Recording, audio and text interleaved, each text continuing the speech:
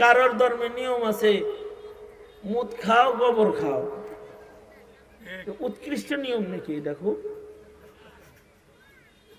এই রকম অগ্নি পূজকদের ধর্মে কিছু নিকৃষ্ট নিয়ম আছে যা অন্য ধর্মের মধ্যে এত নিকৃষ্ট নিয়ম খুঁজে পাওয়া যায় না।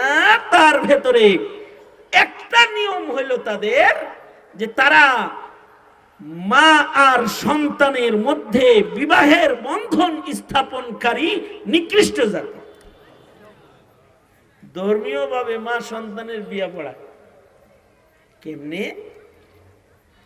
তাদের ধর্মের নিয়ম হলো, অগ্নিপূজকদের ধর্মের নিয়ম হলো,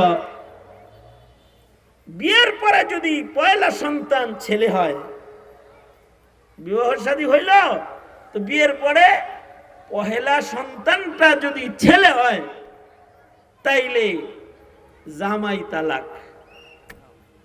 বউ তালাক না, কি তালাক? বেবলার মতো চায়া রইছো কেন? মুখটু কাছে কিছু? হ্যাঁ, হাত ভালো, হাত ভালো, হাত চলে, হাত চলে। কার কার হাত চলে? হাত তোলেন তো দেখি। হাত ভালো, নাড়াচাড়া দিতে পারেন? আপনাদের মুখ চলে? মুখ কথা কয়? তাহলে জোরে মুখ চালায় বলেন নাউজুবিল্লাহ। এখন জোরে কইলেন কে? তখন কই গেছিলেন? ইন্ডিয়া গেছিলেন?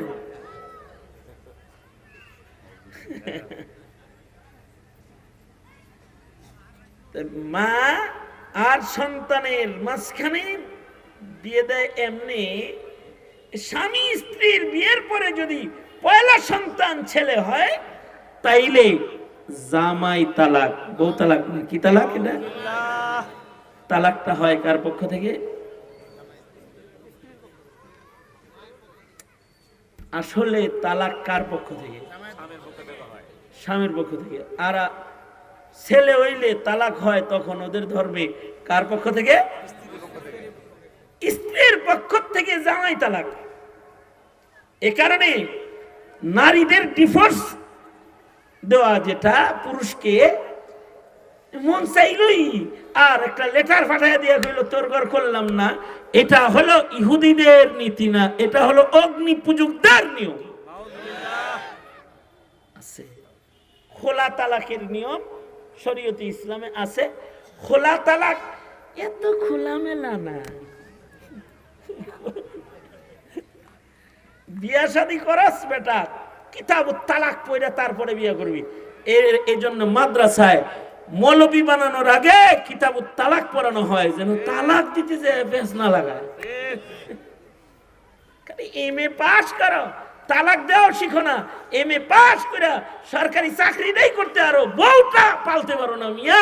তালাক হয়ে যায় আন্দাজও জানো না যে তোমার বউ তালাক হয়ে গেছে। এই তো পরে মোল্লার ফিসি ফিসি করো।